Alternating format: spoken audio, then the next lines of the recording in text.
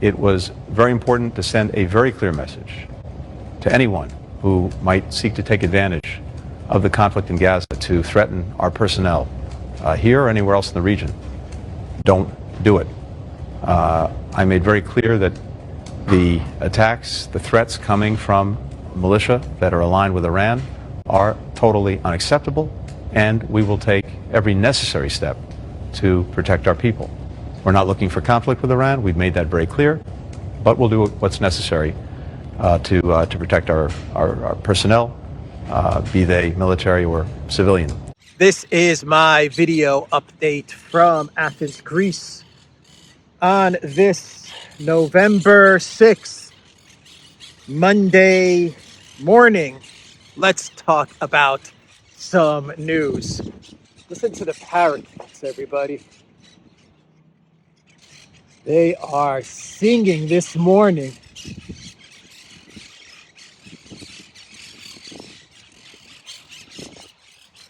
I love these parakeets.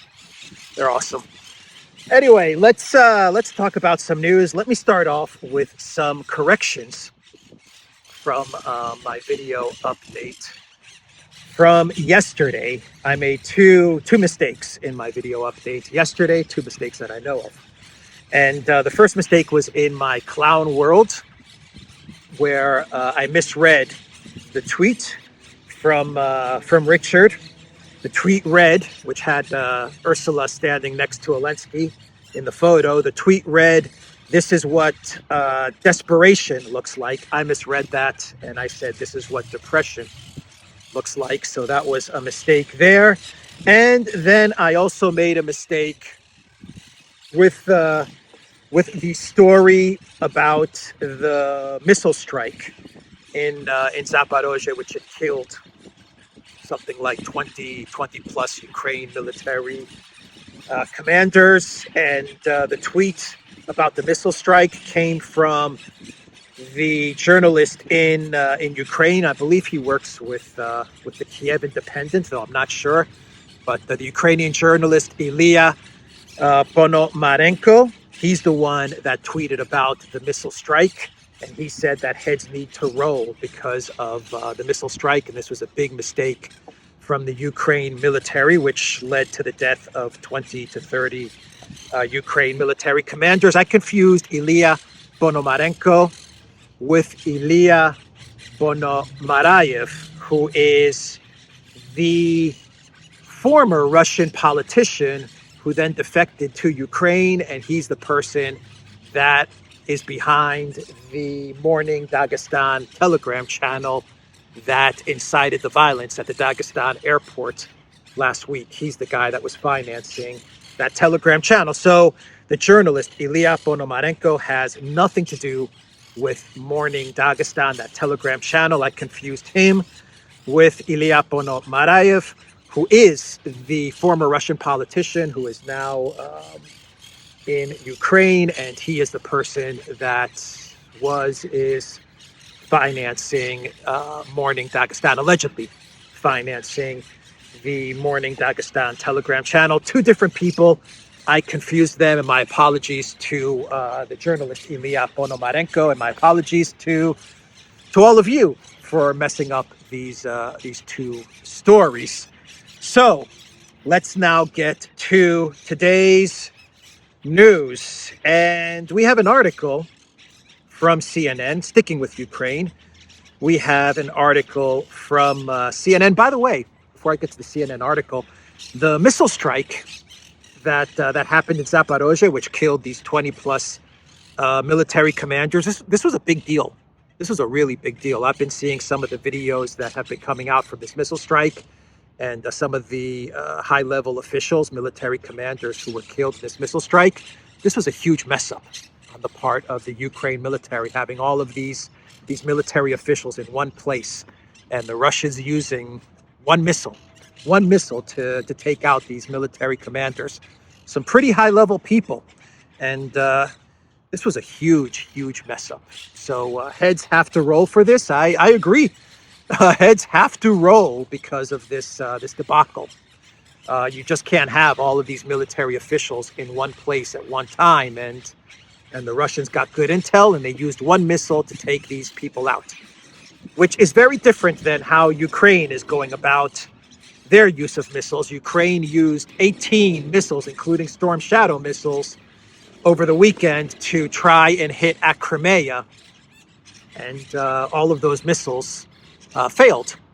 The attack against Crimea pretty much failed. And Ukraine used up something like 18 missiles, which they simply can't afford to lose like that. So Russia uses one missile. They take out 20 plus Ukraine soldiers and military commanders. And Ukraine uses up 18 missiles, including Storm Shadow missiles, to achieve nothing.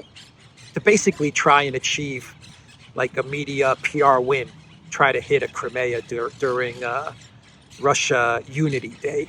So I thought I would point that out. It really shows the difference as to how Russia is going about this conflict and how Ukraine is going about this conflict. So getting back to CNN, they ran an article the other day with the title, "Tensions Grow in Kiev Over Status of War as Zelensky Insists Conflict with Russia is Not a Stalemate." So in this article from CNN, they talk about the row between Zelensky and Zelensky. Z versus Z, that is the fight that is now open in the public. Everyone is now talking about how Zelensky hates Zelensky, and how Zelensky, if you believe that Zelensky even exists, how Zelensky hates Zelensky.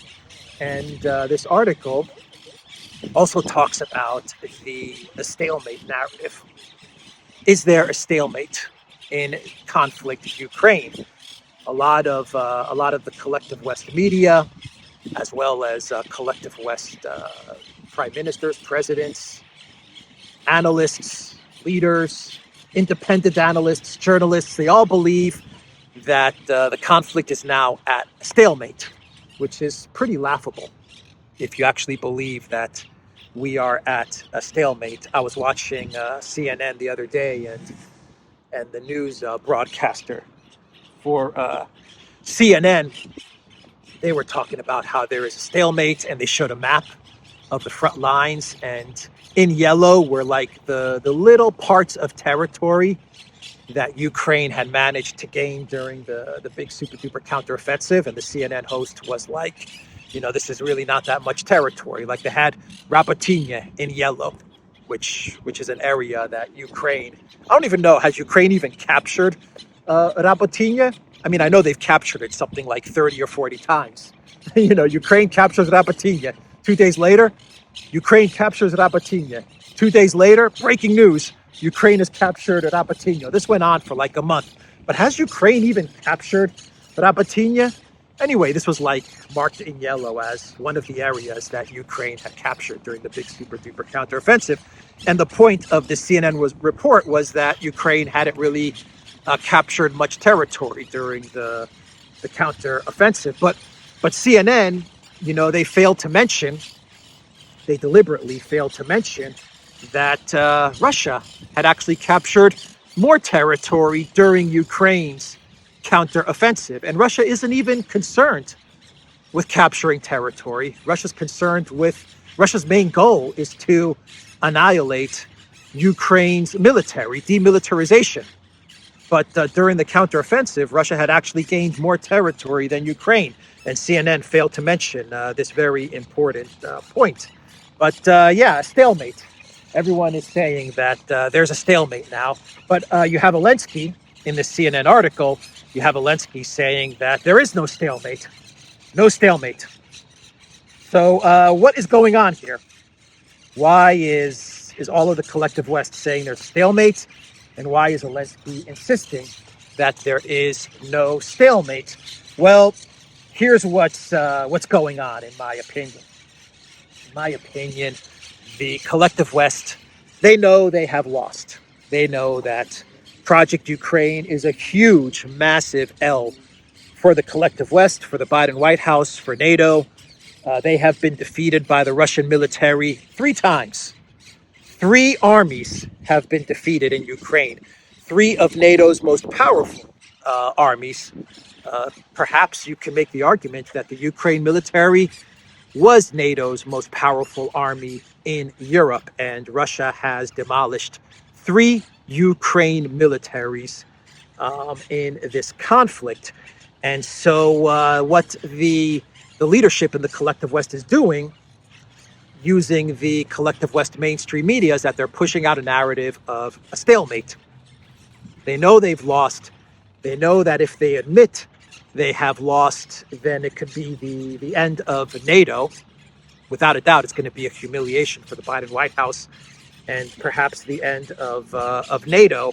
And so they're pushing out the narrative that it's a tie.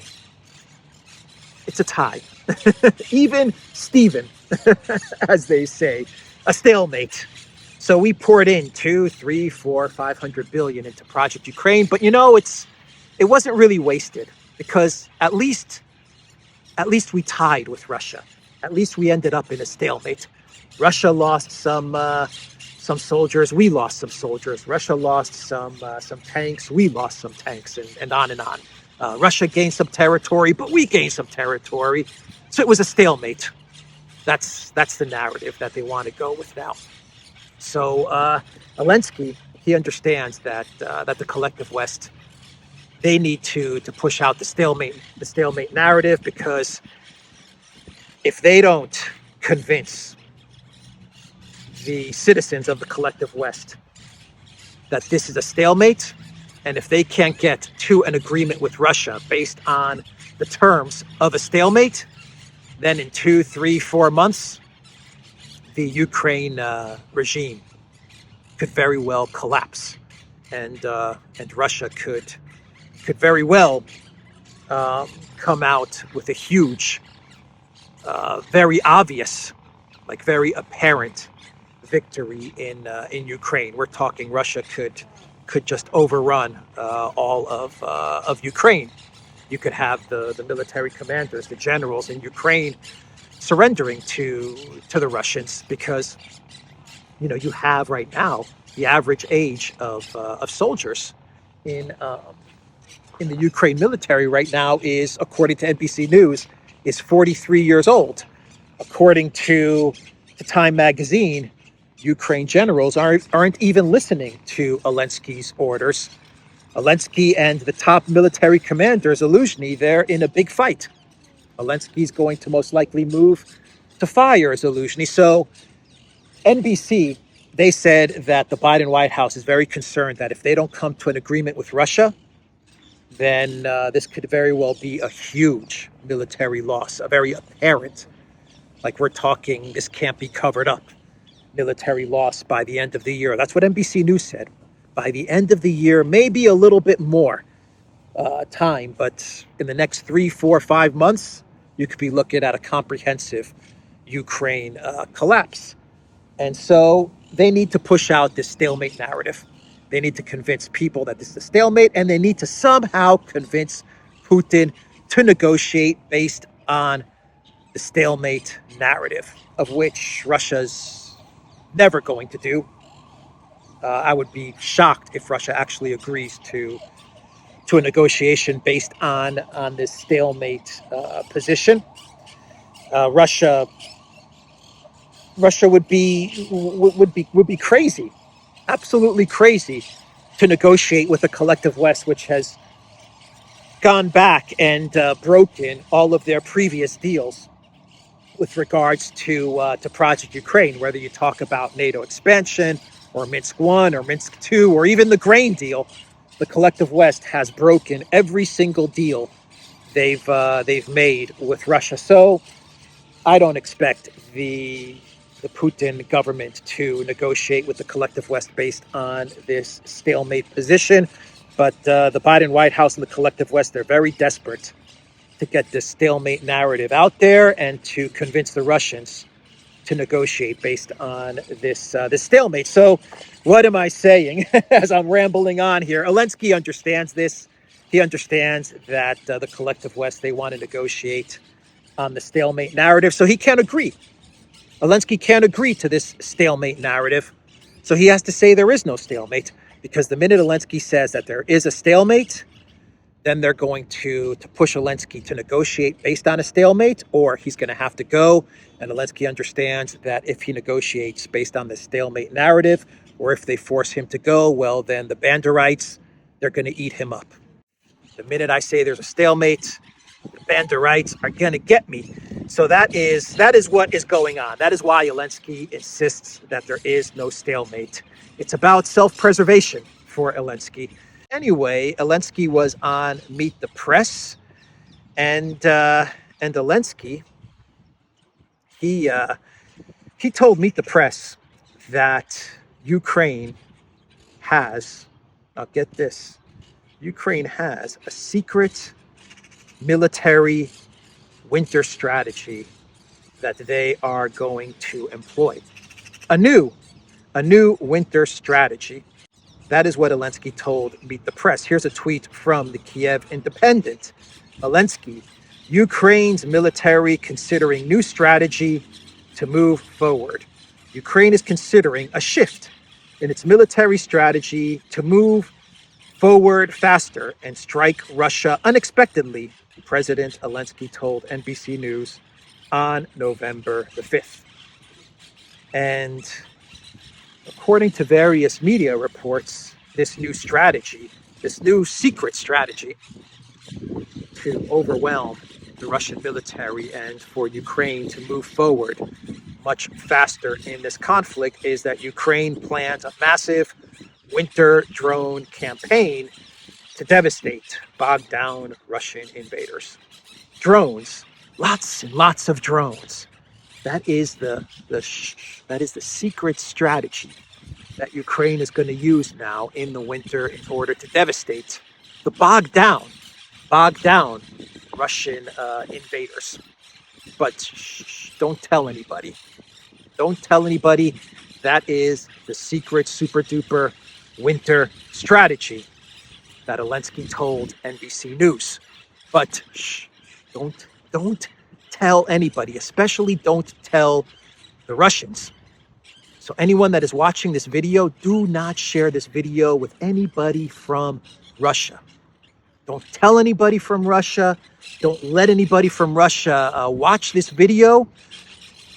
The new winter plan, the secret winter plan that's going to devastate the Russian military is drones. Lots and lots of drones. A winter drone campaign, a massive winter drone campaign. That is the shift in military strategy. All right. So Patrushev, who is the secretary of Russia's Security Council, he said yesterday that there are rational actors who still remain in Ukraine waiting to take over when Zelensky is deposed and disposed. I think I'm saying that correctly. But yeah, when they get rid of Zelensky, Patrushev said that there are rational actors in Ukraine ready to take over, and these rational actors are willing and ready to negotiate with Russia. I think the head of the secretary of Russia's Security Council, I think he knows something that he's just not ready to openly tell everybody just yet. But I think he knows what's about to happen in the next 3, 4, 5, 6 months, and he's hinting at it.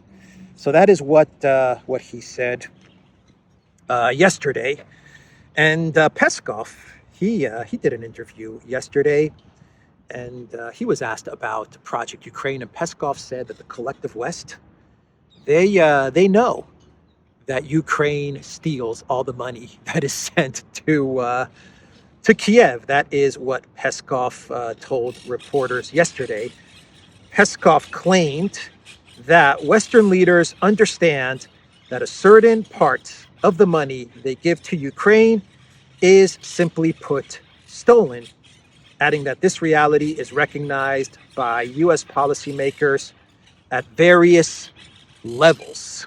According to Peskov, when confronted with rampant corruption in Ukraine, American lawmakers have to explain to their constituents why there is no proper mechanism to oversee the fund disbursement and why they turn a blind eye to this while debating further aid packages. It's really sunny and I have having a hard time reading what Peskov said, but that's what Peskov said in his statement, that collective West leaders, they know that the Zelensky regime is stealing funds.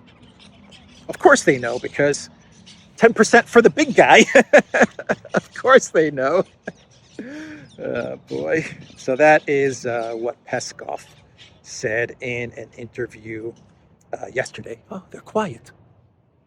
All of a sudden, they're quiet. Right when I moved to this spot, parakeets became silent. It's interesting. Wow. I want to get in the shade. I can read my my notes a little better. Okay, it's a hot day here in Athens. So where was I? Yeah, Peskov. They know they're stealing. Can you see the parakeets right there?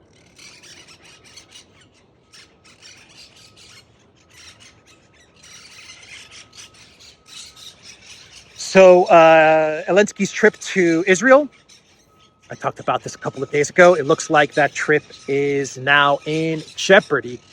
That trip may not happen. And the reason it's not going to happen is because of the media leaks. At least that's the reporting that we're getting. Because Channel 12 in Israel, in the Times of Israel, because they reported on this trip by Zelensky to Tel Aviv. Now the government of Netanyahu is having second thoughts. They're getting cold feet about having Zelensky travel to Tel Aviv. I think that Netanyahu understands that the Zelensky curse is very real. And he's starting to say, maybe I shouldn't shake hands with Zelensky. So that trip to Israel now may not happen. So the first report was that Zelensky, like a month ago, Zelensky wanted to go to Israel, but Israel said no. Then a couple of days ago, the report was that they're very close to finalizing a trip by Zelensky to Israel. And now the report is that the trip may not happen. I think that this was supposed to be like a secret trip, like Zelensky was just supposed to show up in Israel one day. They were going to take some photos and that was going to be it. But now this has leaked and it's not so secret. And it looks like maybe Netanyahu is going to call this trip off. I think that if this is called off, the Netanyahu administration understands that being seen with Zelensky is just it's just a losing proposition. You don't want to be seen with a loser. You don't want to be photographed with the losing side. You don't want to be photographed with the man that is going to go down in history for the destruction of his country, Ukraine. You don't want to have a photograph with that guy. So we'll see. We'll see what will happen.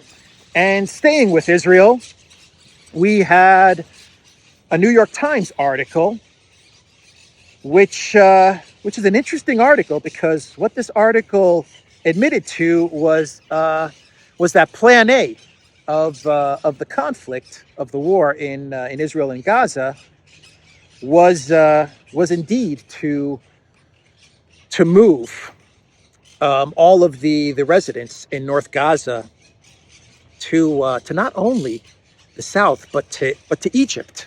That is what the New York Times is actually reporting, and the title of their article is "Israel Quietly Pushed for Egypt to Admit Large Numbers of Gazans. The Israeli government has not publicly called for large number of Gazans to move to Egypt, but in private, diplomats say it has pushed for just that, augmenting Palestinian fears of a permanent expulsion." So let me read you what the New York Times is actually reporting here.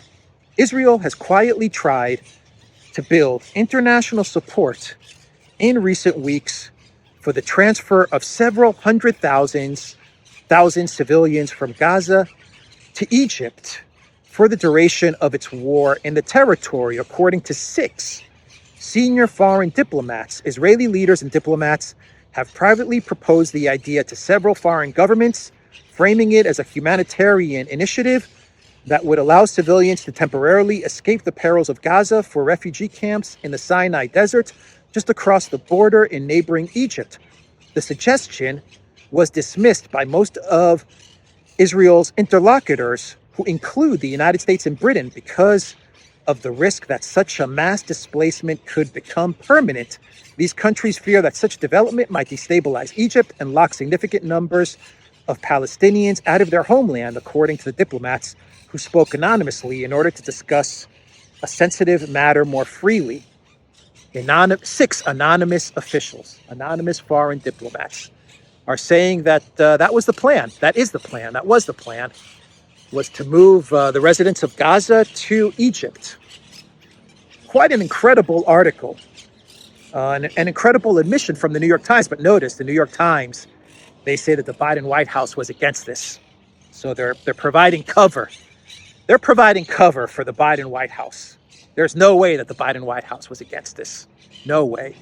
The Biden White House has been in full support of whatever initiatives Israel has put forward. So I don't think the Biden White House was against Plan A. I think that the New York Times is trying to provide cover for the Biden White House with regards to this plan to move citizens of Gaza to Egypt. Anyway, this was completely rejected by the entire international community, starting with Egypt and Jordan, and this plan did not work out. But we are now on to Plan B, and I talked about Plan B last week. Plan B is peacekeepers.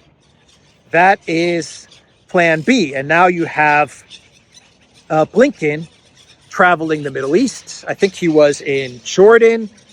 He was in Ramallah, and he was in Israel, and he's pushing Plan B, which is to get a peacekeeping force. Once the war is over, they would like to get peacekeepers into Gaza. And we're talking peacekeepers from the United States, from the UK, from France, from Germany, as well as from Arab nations as well. And he met with Abbas in Ramallah, and he floated out this peacekeeper plan. And Abbas, he said that this could happen. He actually said this is possible. The Palestinian Authority said that they could assume power in post-conflict Gaza. That's what he said after meeting with Blinken. But Abbas said that the Palestinian Authority would only assume power in Gaza as part of a comprehensive political solution. So he also said there has to be a ceasefire. This conflict has to end, and there has to be a comprehensive solution in order for them to be on board with this peacekeeper plan. Now, Blinken, he proposed this peacekeeper plan to various countries in the region, in the Middle East, when he was in Jordan. He proposed this peacekeeper plan, and I mean, he got demolished. Blinken got absolutely demolished with this plan. All of the leaders of the Middle East countries that met with Blinken, they told him he's crazy. They told him to stop talking about what's going to happen after this war ends, because they told Blinken right now this war is going on, and it's killing thousands and thousands of Palestinians in Gaza, including thousands of women and children. And they also told Blinken, well, they said, of course, there has to be a ceasefire and this war has to end. And they also told Blinken that any type of peacekeeping force would be seen as an occupying force. And they said what's needed is a comprehensive solution, basically what Abbas said. A comprehensive solution, and peacekeepers in Gaza, is a ridiculous idea, because you're not really you're not really finding a solution to this problem. What you're doing is you're putting an occupying force in Gaza, like inside Gaza. And he said that's a no-go. The Middle East leaders said that's a no-go. That's what they said to Blinken. So yeah, they pretty much ridiculed Blinken for this peacekeeping plan. But Blinken did say, when he was meeting with the leaders in the Middle East, the leaders of Egypt and Jordan, he did say that there's going to be no ceasefire. There can be no ceasefire. That is what Blinken said. And he said there can be no ceasefire because if there were to be a ceasefire, then that would allow Hamas to rearm and to do what they did on October 7th, to attack Israel again, like how they attacked Israel on October 7th. So he said a ceasefire cannot be allowed, but he did say that he's working towards a humanitarian pause.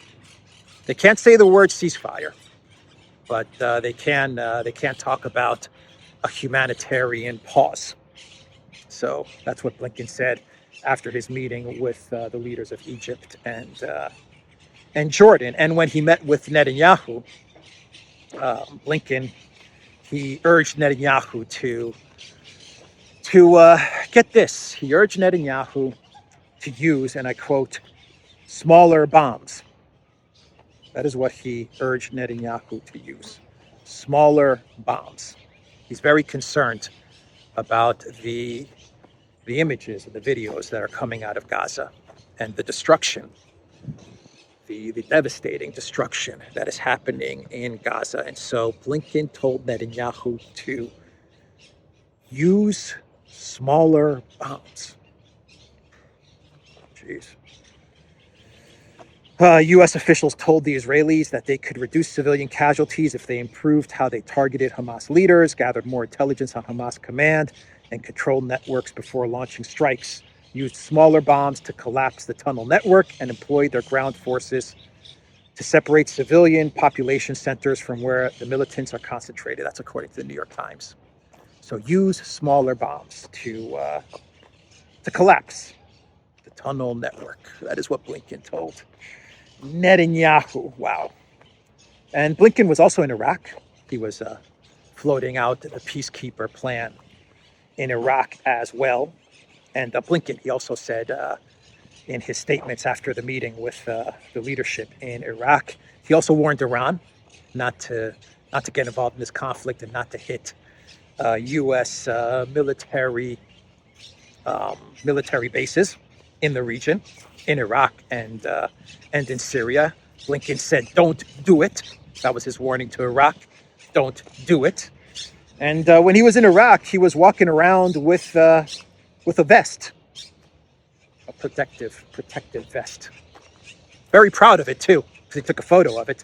They took many photos of it, and Blinken standing very, very tall, very proud of the fact that he's walking around with the military vest, protective vest.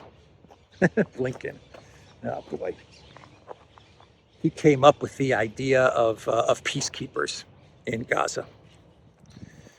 That's Blinken for you.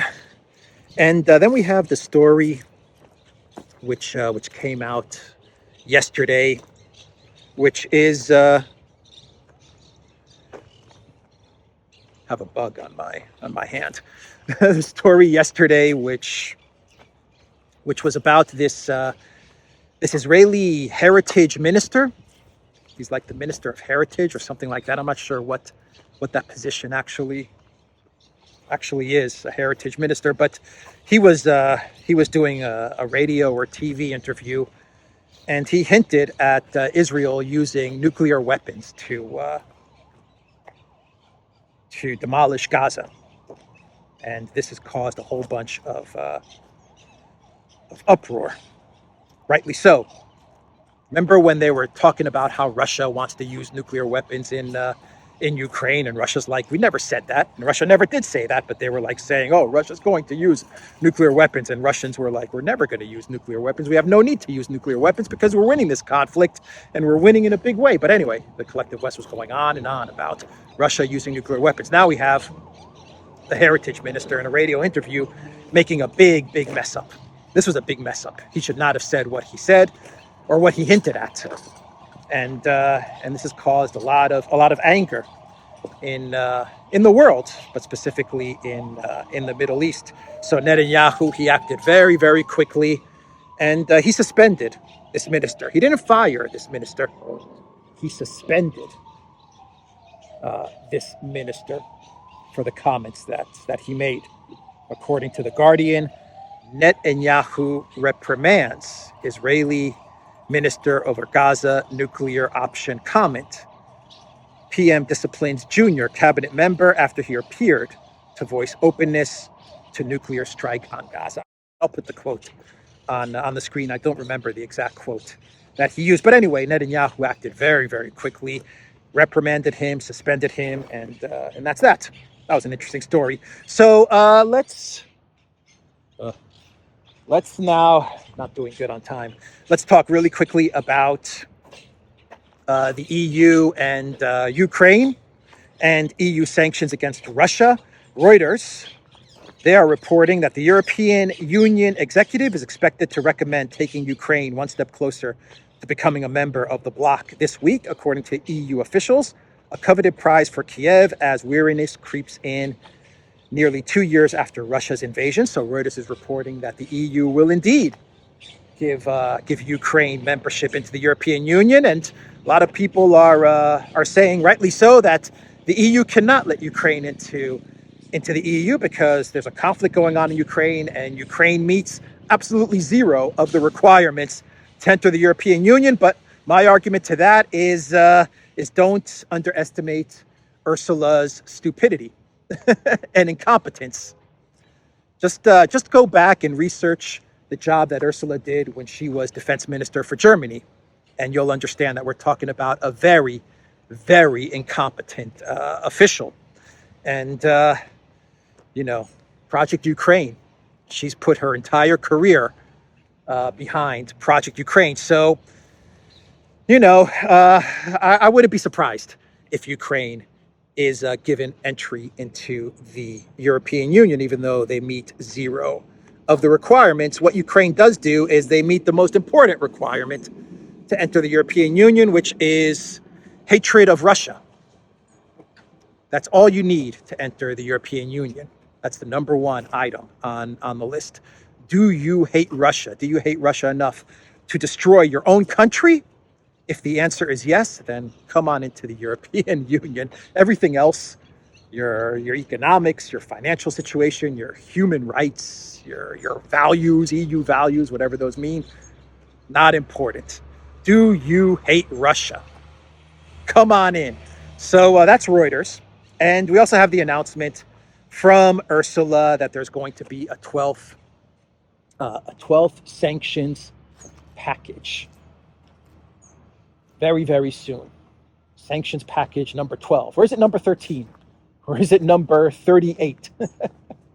Anyway, Ursula is saying that there's going to be another sanctions package, and this sanctions package is going to take on more Russian companies and individuals as well. It's also going to go after companies, not Russian companies, but companies that are trading and working with Russia. So she's gonna start to sanction companies in other countries. That's going to work out well for the European Union. I wonder, is Ursula going to sanction Kaya Kallas's husband?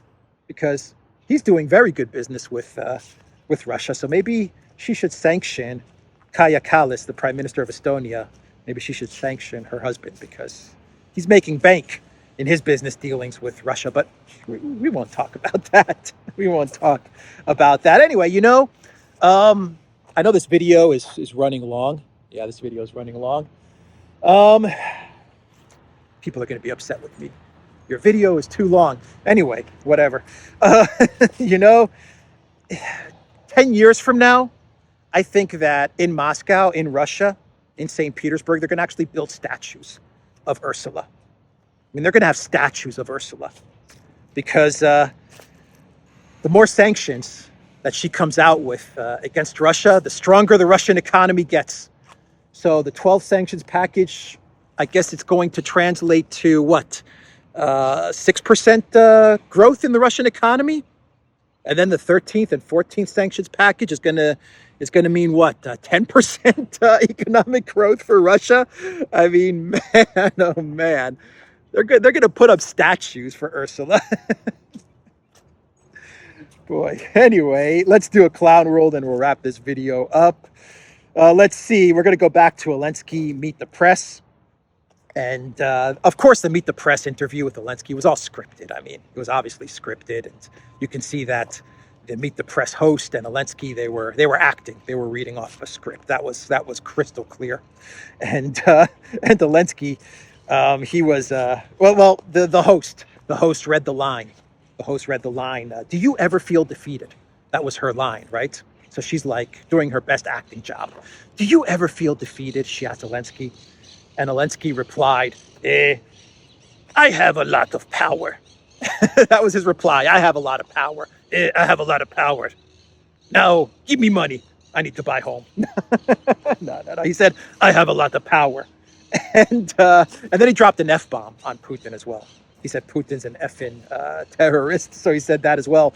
But when he said, I have a lot of power, I posted this video on Twitter X. And Kim.com, he put a reply to Zelensky's I have a lot of power reply. And he was like, I have a lot of powder? Oh, man. Do you ever feel defeated, Mr. President? I have a lot of powder. Now give me money. I need to buy home. Anyway, Zelensky also invited Trump to Kiev because Zelensky was like, Trump should come to Kiev. And in 24 minutes, not 24 hours, he said in 24 minutes, I'll convince Trump that he can't find a solution to this war, right? That was what Zelensky was trying to say. I mean, Zelensky was out of it. You could tell that the guy he's losing his mind. That was also obvious, very obvious, that he's losing his mind. So it was very difficult to make out what he was trying to say. But he's like, 24 minutes, and I will convince Trump he can't solve this war, and then I will convince Trump to give me money so I can buy home. He didn't say that, but he did say 24 minutes, and yeah, that was funny. That was really funny because the plan, I think, is really obvious. I think that because Trump is winning so much in the polls, like the New York Times put out a poll and they said that Trump is winning in 5 of the 6 most important battleground states over Biden. So that's huge news. But I think the plan is to defeat Trump. To defeat Trump, what do? Zelensky curse. That's it. So Zelensky invites Trump to Kiev. Trump travels to Kiev. He shakes Zelensky's hand. That's it. It's over. Trump is not going to win. Zelensky curse. So I think that's the plan. If you can't put Trump in prison or get him off the ballots in various states, whatever they're trying to do right now, Zelensky curse. So you get Zelensky, invite Trump to Kiev, and let the Zelensky curse do the rest. So Trump, don't take the bait, man. Don't go to Kiev. Don't go to Kiev. Don't fall for the Zelensky curse. Anyway, that's the video, everybody. The Duran.locals.com. We are on Rumble, Odyssey, BitChute, Rockfin, Telegram, and Twitter X. And go to the Duran shop. Use the code, the Duran20, 20% off all merch.